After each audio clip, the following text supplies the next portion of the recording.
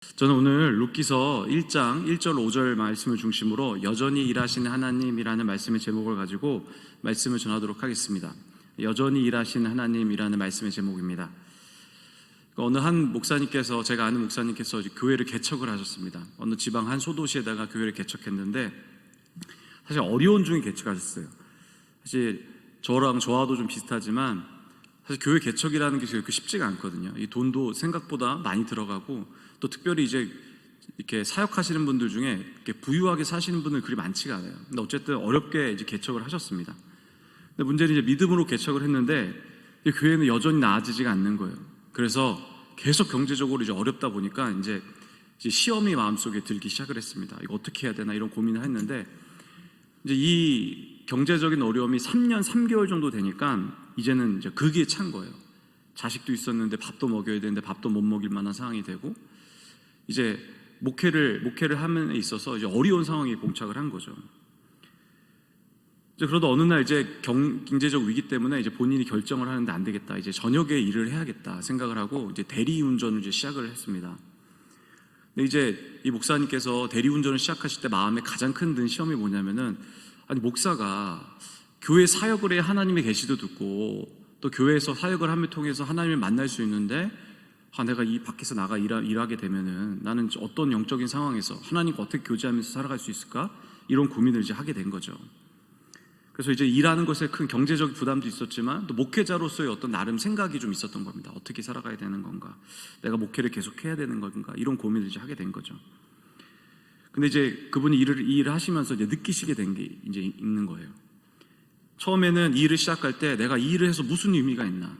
하나님을 어떻게 만나나? 이런 목회자로서 여러 고민을 하게 되었는데 막상 이제 이 일을 시작하고 나니까 오히려 교회에서보다 그곳에서 만난 하나님을 더 깊이 만나기 시작을 하는 거예요. 이 대리운전 손님의 어떤 사람들은 이제 자기 돈을 막 자랑하는 사람도 있었고 어떤 사람들은 술을 드신 채로 자기 성공을 막 자랑하는 사람도 있었다는 거예요. 어떤 이제 여성분이 탔는데 이 성분이 이렇게 얘기하는 거예요. 내가 남자친구가 있는데 남자친구를 너무 사랑하는데 이 남자친구가 내가 사랑해주지 않는다고. 그러니까 이런 이야기도 듣고 또 어떤 사람들은 세상을 향해서 불공평하다. 세상이 왜 이렇게 돌아가는 건가. 이런 불공평과 불만, 세상에 가득한 이 불만을 생각하면서 이제 막 사람들과 대화를 하기 시작한 거예요. 그런데 하나님이 갑자기 일하기 시작하는 거예요. 그러니까 이제 이분이 이제 경험을 하는 거예요. 하나님이 교회에서만 일하시는 게 아니라 이곳에서 일하고 계시는구나. 하나님은 내가 생각했을 때는 교회에서만 계셨다고 생각을 했는데 실제로 하나님은 내가 생각하지도 못한 모든 환경 속에서 하나님이 일하고 계신다는 걸 이제 깨닫게 된 거죠. 여러분, 우리 성경을 보면서 우리가 신앙생활할 때 큰 어려움과 이제 우리 마음 가운데 어려움이 찾아오는 이유 중에 하나가 뭐냐면 성경에 일어나는 기적과 성경에 일어나는 일이 내 삶에는 전혀 연관이 없는 거예요. 하나님은 분명히 성경에서 일어난 일을 그리스도인에게 주신다고 하셨는데 이상하게 성경에서 일어난 기적이 내 삶에서는 그렇게 일어나지 않는다는 거죠. 직장인들에게는 직장의 위기가 찾아오기도 하고 경제적 위기가 찾아오기도 하죠. 어떤 사람들에게는 가정의 불화가 나요. 별일도 아닌 일인데 작은 일 때문에 가정의 불화가 일어나는 거예요. 그리고 주위의 관계의 어떤 문제, 우리 삶에 살아감에 있어서 여러 가지 삶의 문제가 일어나게 되는데 이때마다 우리가 마음속에 생각하는 게 왜 우리 삶에는 베드로가 같은 기적이 없는가?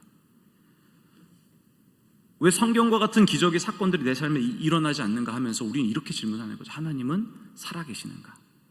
하나님은 지금도 여전히 일하고 계시는가에 대해서 내가 생각을 하게 되는 거죠. 근데 분명한 것은 우리가 믿는다는 것은 무엇이냐면 하나님은 반드시 지금도 일하고 계신 줄 믿습니다. 그러니까 하나님은 반드시 일하고 계신다는 거예요. 성경의 약속을 통해서. 우리가 사실은 상상할 수가 없는 거죠. 하나님이 지금 일하고 계신 우리를 위해서 이 세상 모든 것을 위해서 때로는 우리가 모르는 미개한 지역을 위해서 하나님은 우리가 상상 없을 만큼 크게 일하고 계신다는 거죠. 여러분, 저는 이제 오늘부터 룻기 말씀을 좀 전하려고 하는데 저는 룻기의 이 시대적 배경과 이 룻기의 말씀을 통해서 여전히 일하시는 하나님, 우리 삶 가운데 또 세상 모든 가운데서 일하시는 그 하나님에 대해서 제가 말씀을 좀 전하려고 합니다.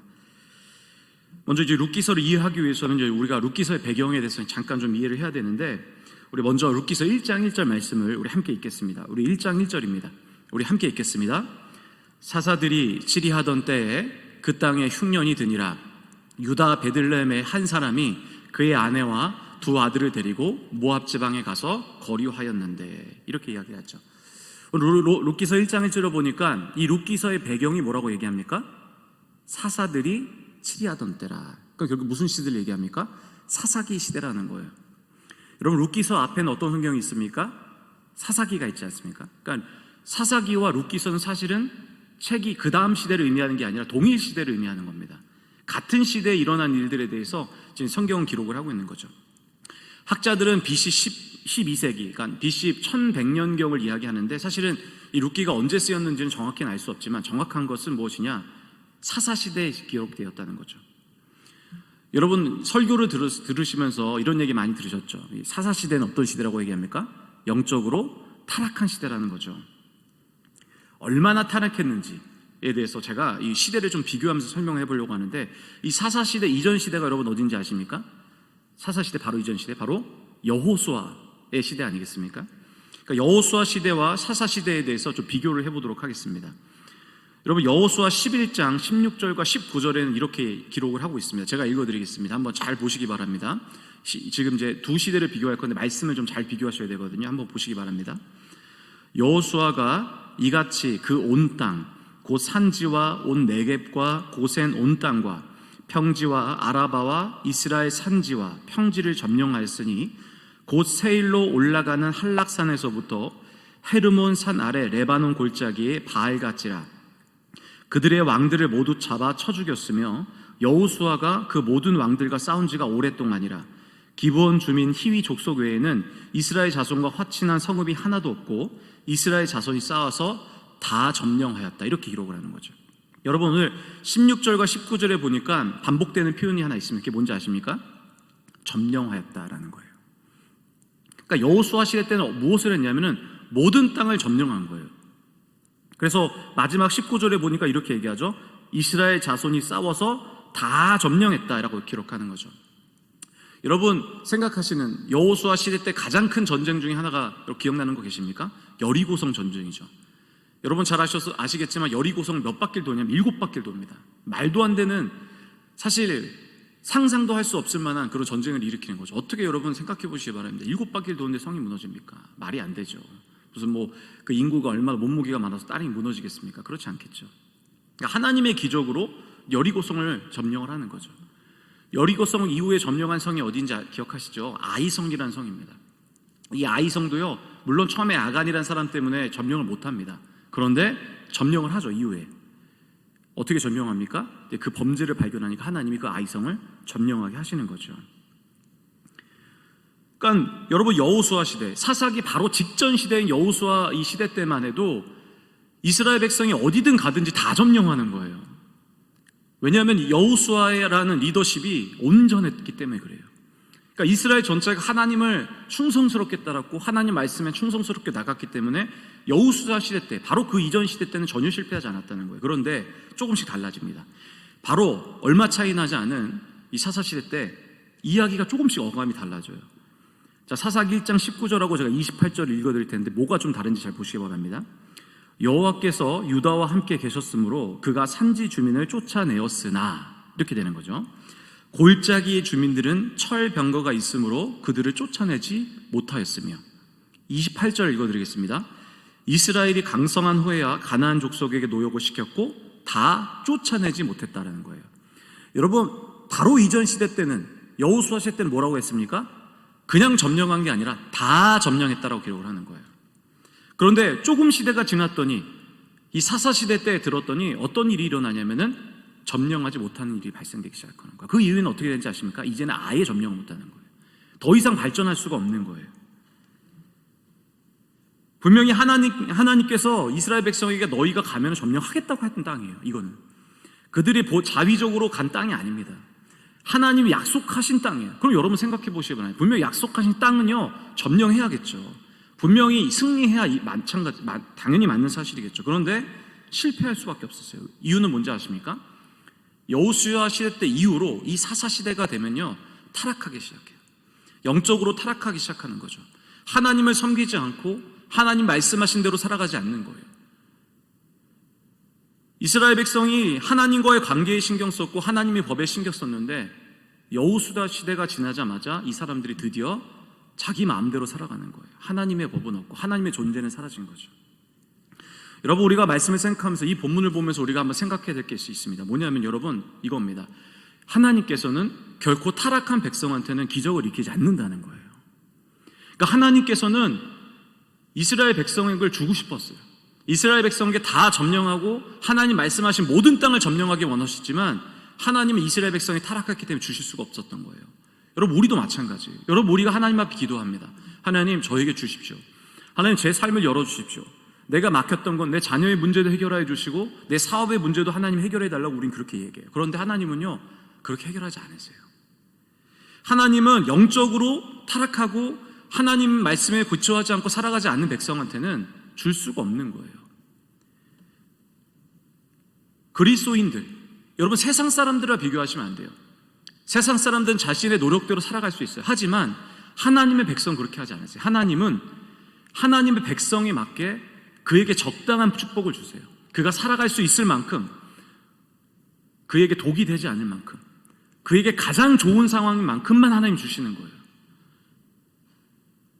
그래서 여러분, 사실 우리가 하나님 앞에 축복을 바라는 것보다 그리스도인이 먼저 해야 될 것이 무엇인지 아십니까? 하나님, 저에게 축복을 달라는 게 아니라 내 삶의 문제를 해결해 달라는 것이 먼저가 아니라는 거예요. 가장 먼저 기도해야 될 게 뭐냐면, 하나님, 제가 영적으로 회복하게 하여 주시옵소서.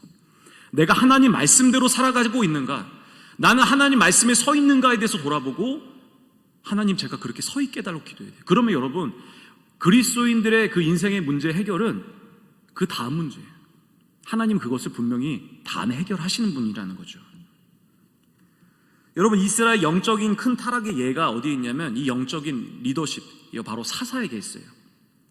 여러분, 한번 생각해 보시기 바랍니다. 만약에 리더자를 뽑는다고 생각해 보세요. 어떤 사람의 그룹에서 리더자를 한 명 뽑고 싶은 거예요. 여러분, 그렇다면 어떤 사람을 뽑으시겠어요? 만약에 특히 교회의 지도자라고 한다면 어떤 분을 뽑으시겠어요? 그런 분을 뽑겠죠. 영적으로 가장 뛰어나신 분, 기도하시는 분, 하나님 말씀대로 살아가시는 분, 그런 분을 뽑지 않겠습니까? 하나님도 실제로 리더자를 뽑을 때 어떤 사람을 뽑았냐면 영적으로 가장 뛰어난 사람을 뽑았어요. 이거 예를 들면 이런 거죠. 하나님께서 이새의 가정에 가신 거예요. 그리고 나서 이새의 가정에 많은 아들들이 있었어요. 근데 외적으로 보았을 때, 능력으로 보았을 때는 큰 아들이 제일 멋있어 보였고, 둘째 아들은 더 멋있어 보였고, 셋째 아들은 더 멋있어 보였던 거예요. 그런데 하나님이 없다는 거예요. 그곳에는 없다는 거예요. 하나님을 사모하고 하나님을 경외하는 사람이 있다는 거예요. 그 누구입니까? 다윗이죠. 그러니까 하나님은 능력과 어떤 외적인 상황을 보시는 게 아니라 하나님 무엇을 보시면 하나님을 경외하고 있는가를 보시는 거죠.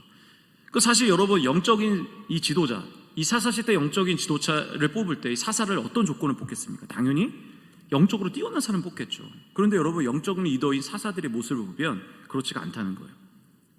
여러분, 첫 번째로 우리가 세 분을 잠깐 볼 건데, 데보라라는 사람이에요. 사사기 4장 4절에 보니까 하나님께서 사사를 뽑으세요. 어떤 사사를 뽑냐면 데보라라는 사람 뽑는데, 드보라라는 사람 뽑는데 이렇게 얘기를 합니다. 그때 랍비돔의 아내 여선지자 드보라가 이스라엘의 사사가 되었는데, 이렇게 얘기하죠. 여러분, 잠깐 본문 켜주세요. 여러분, 여기 이상한 것이 있는데 제가 먼저 조금 설명을 드리겠습니다. 여러분, 이스라엘 땅에 전쟁이 일어납니다. 왜냐하면 하솔 지역을 통치하고 있던 가나안의 왕 야빈이라는 사람이 있어요. 이 야빈이라는 사람이 이스라엘을 공격을 하는 거예요. 그래서 성경은 뭐라고 얘기하냐면 그때에 랍비돔의 아내 여선지자 드보라가 사사가 되었다라고 얘기하는 거예요. 여러분, 이 말씀이 현재 시대로는 전혀 문제가 없어요. 그런데 이 구약 시대로 봤을 때 큰 문제가 있어요. 뭐냐면은 네 글자 때문에 그래요. 여선지자라는 단어 때문에 그래요. 여러분, 이 당시 시대 때는 여자가 지도자가 된다는 것은 사실은 굉장히 받아들이기 어렵다는 거예요. 물론 여러분, 현재 시대는 전혀 문제가 없고, 절대로 제가 남성 우월주의라는 얘기가 아닙니다. 당시 시대 때는 분명히 남자 중심의 사회였어요. 그래서 남자가 리더가 될 수밖에 없었어요. 여러분, 어떤 학자가요, 이 사사기 4장 4절이 너무 이해가 안 되는 거예요. 이거 이제 뒤에 어떤 학자의 이야기인데, 이 학자가 도대체 이 선지자가 여자 지도자가 나올 수 없다고 생각을 한 거예요. 그래서 이 히브리 원어를 계속 연구를 한 거예요. 연구하면서 이게 뭔가 이상하다 계속 생각하고서 막 히브리어를 뒤져보고 다른 사본도 비교해봤는데 결론은 뭐냐면 결국 여선지자 드보라가 맞다라는 거예요. 이건 무엇을 이야기냐면 이 학자는 알고 있었던 거예요. 이 시대적 문화를 정확하게 그 사람이 파악하고 있었는데 절대로 여선지자가 나올 수가 없었다는 시대라는 거예요. 그런데 여선지자가 나왔다는 거예요. 여러분, 그 이유는 뭘까요? 인물이 없었다는 거예요. 선지자로 세울 만한 남자가 없었다는 거예요, 당시에. 심지어 전쟁이 일어났는데 남자가 나가서 전쟁을 했는데 불구하고 그렇게 했다는 거죠. 두 번째로 에웃이라는 사람이 있어요. 여러분, 이 사사도 시대적으로 봤을 때 정상적인 사람이 아니에요. 사사기 3장 15절에 보니까 이렇게 얘기합니다. 이스라엘 자손이 여호와께 부르짖음에 여호와께서 그들을 위하여 한 구원자를 세우셨으니 그는 베냐민 사람 게라의 아들 왼손잡이 에웃이라. 이스라엘 자손이 그를 통하여 모압 왕 에글론에게 공물을 바칠 때, 이렇게 얘기를 하죠. 그러니까 여러분, 이번에는 이 사사를 소개하는데 그 앞에다가 뭐를 붙인지 아십니까? 앞에는 사사 드보라를 얘기할 때는 무엇을 붙였냐면은 여선지자다가 붙였어요. 그런데 이번에 선지자 앞에는 뭐를 붙이냐면은 왼손잡이라는 거예요. 여러분, 왼손잡이에 대한 시대적 편견이 실제로 있었습니다. 출애굽 15장 6절에 보면은 이 오른손에 대해 중요성에 대해서 얘기를 해요. 여호와여 주의 오른손이 권능으로 영광을 나타내시이다. 여호와여 주의 오른손이 원수를 부수시니이다. 그러니까 오른손에 대해서 중요하게 생각했어요. 왼손 사용에 대해서는 긍정적으로 생각하지 않았다는 거예요. 그런데 저자가 의도적으로 기록을 했는지 모르겠지만 이렇게 얘기하는 거죠. 왼손잡이 에웃이다. 오른손을 강조하는 문화는 사실 한국에도 있지 않습니까? 있었지 않습니까? 그런데 이 남성 우월주의 문화도 사실 한국에도 있었죠. 그러니까 사실 우리는 이해할 수 있는 문화이기도 하죠. 어떤 학자들은요, 이 왼손잡이 에웃이라는 사람을 뭐라고 이야기도 하냐면 장애가 있었다라고 해석도 합니다. 이 번역본에 보면. 그래서 이렇게 얘기하기는 더욱더 심각한 이야기가 되는 거죠. 그러니까 사실 정상의 사사가 아니라고 이야기할 수밖에 없다는 거죠. 여러분, 그러나 최고의 절정의 사사가 있습니다. 그 사람 이름 여러분 잘 아시는 삼손이라는 사람이에요. 나시린으로서 포도주나 독한 술, 삭도, 죽은 자도 대할 수 없는 이런 거룩한 존재에서 살아가는 존재가 누구냐면은 나시린이라는 존재예요. 그런데 여러분, 이 삼손이라는 사람이 등장할 때 이렇게 등장을 합니다. 우리 사사기 14장 1절과 2절의 말씀을 우리 함께 읽겠습니다. 우리 함께 읽겠습니다. 삼손이 딥나에 내려가서 거기서 블레셋 사람들의 딸들 중에서 한 여자를 보고 올라와서 자기 부모에게 말하여 이르되 내가 딥나에서 블레셋 사람의 딸들 중에서 한 여자를 보았사오니 이제 그를 맞이하여 내 아내로 삼게 하소서 하매. 이렇게 얘기하죠. 그럼 블레셋 여자예요, 이 딥나는. 그런데 삼손이 그 여자가 마음에 든 거예요. 근데 사실 좋아할 수가 없는 관계. 왜냐하면은 이스라엘과 이 블레셋의 관계가 어떤 관계였냐면 천적 관계였어요. 그 이후에도 계속 블레셋과 전쟁이 일어나거든요. 천적 관계일 뿐만 아니라 이스라엘 사람들은 이방인들과 절대로 결혼할 수가 없었습니다. 심지어 나시린이라는 존재가 딥나에서 예쁜 여자를 보고 결국 그 여자를 만나게 돼요.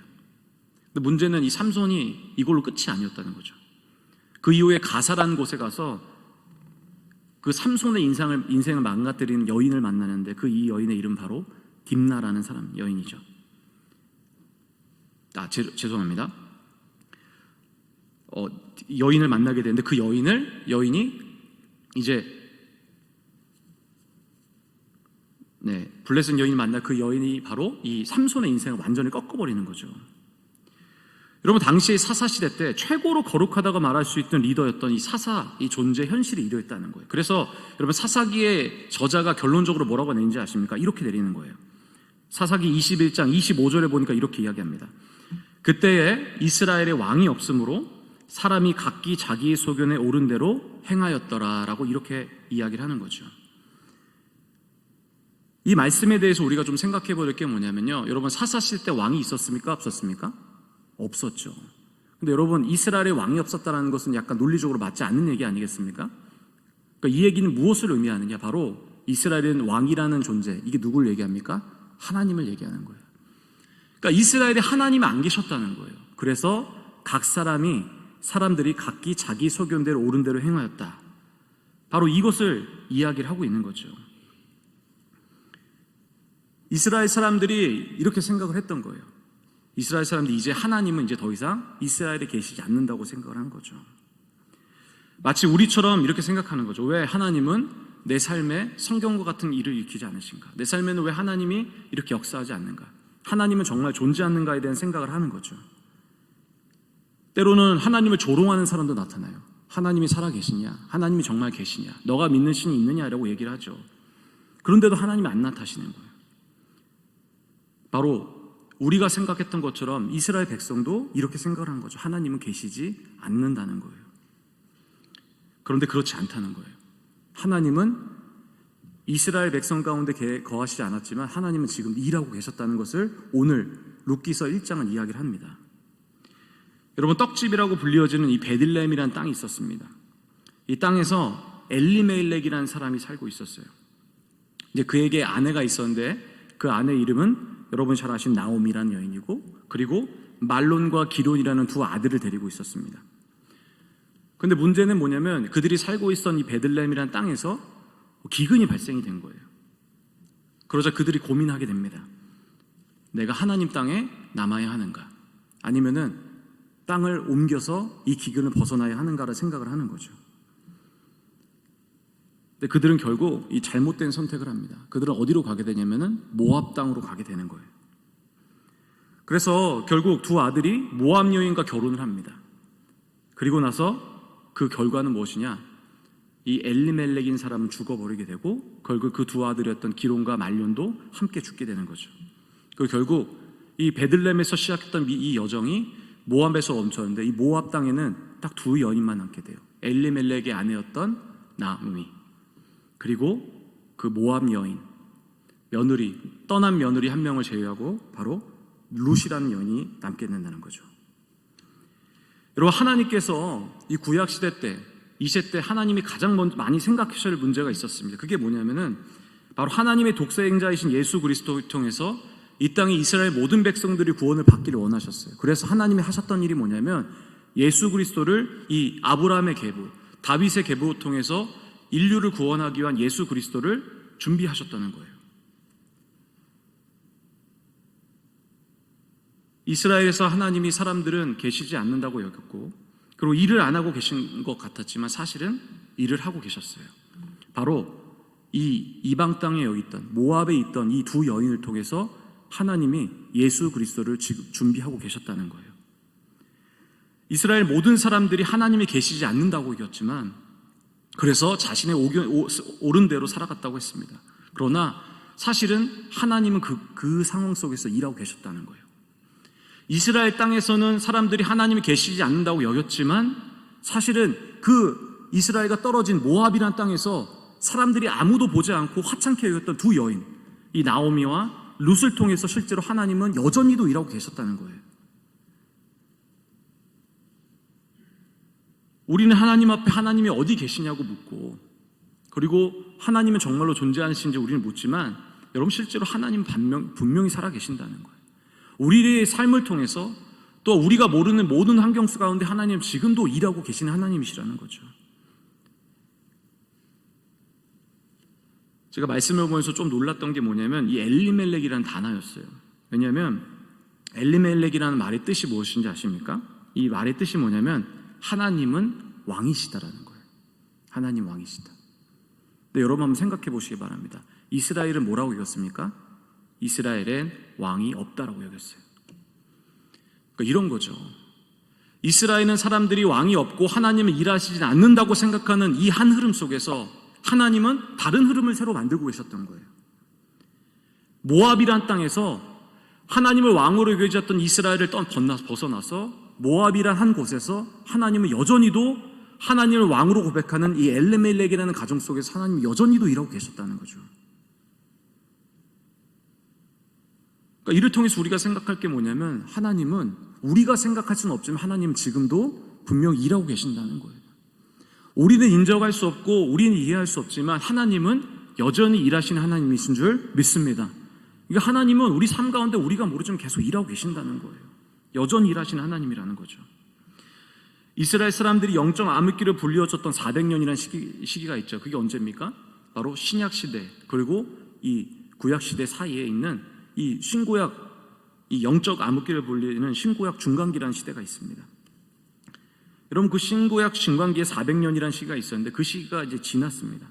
지나고 나서 롯기와 같이 베들레헴이라는 지역에서 이제 한 생명이 태어나게 되죠. 그 생명의 이름 누구시냐면 예수 그리스도입니다. 사람들은 영적 암흑기라고 이야기하고 하나님은 일하시지 않는다고 사람들이 여겼어. 이 영적 암흑기 때. 왜 하나님은 예언자를 통해서도 말씀하지 않으시고 왜 하나님은 살아계시지 않는가라고 이야기했는데 실제로 하나님은 이 400년 동안 예수 그리스도를 준비하고 계셨다는 거예요. 그리고 나서 이 400년 지난 그 시점에 바로 예수님은 태어나신 거죠. 그리고 나서 결국 우리 모든 인류를 구원하기 위해서 십자가에 달리신다는 겁니다. 우리 사랑하는 성도님들, 하나님은 분명히 살아계십니다. 우리 삶 속에서 지금도 일하고 계세요. 우리가 모르는 것이고 혹시 때로는 우리가 하나님 앞에 교만하고 하나님 앞에 나올 수 없는 상태였을 수도 있어요. 내가 하나님 법을 무시할 때도 있고 하나님의 나에게 주신 뜻대로 걸어가지 않을 때 하나님이 때로는 하나님이 우리를 위해서 일하시지 않고 하나님이 존재하지 않으신다고 생각할 수 있어요. 그러나 여러분, 하나님은 성경에 나오는 모든 이야기 같이 역사하실 수 있는 하나님이라는 거예요. 여전히 일하실 수 있는 하나님이라는 거죠. 우리 사랑하는 성도님들, 오늘 말씀을 들으시면서 하나님은 살아계시다라는 것을, 또 하나님은 일하시고 계시고 우리를 위해서 일하고 계신다는 것을 받아들이시고 또 믿음으로 살아가시기를 주님의 이름으로 축원합니다. 이제 말씀을 정리하겠습니다. 우리는 하나님이 정말 어디 계신다고 생각할 때가 있어요. 그러나 하나님은 지금도 일하고 계십니다. 우리를 위해서 일하고 계실 거고 또 지금 어떤 고통받는 자를 위해서 또 믿음 있는 자를 위해서 또 하나님이 주실 만한 그 있는 자에서 하나님은 지금도 일하고 계신다는 거예요. 세상 모두를 위해 또 세상 모두를 구원하기 위해서 일하고 계신다는 거예요. 우리 사랑하는 성도님도 여전히 일하시는 하나님을 믿음으로 살아계신 하나님을 고백하시는 우리 모두가 되시기를 주님의 이름으로 축원합니다.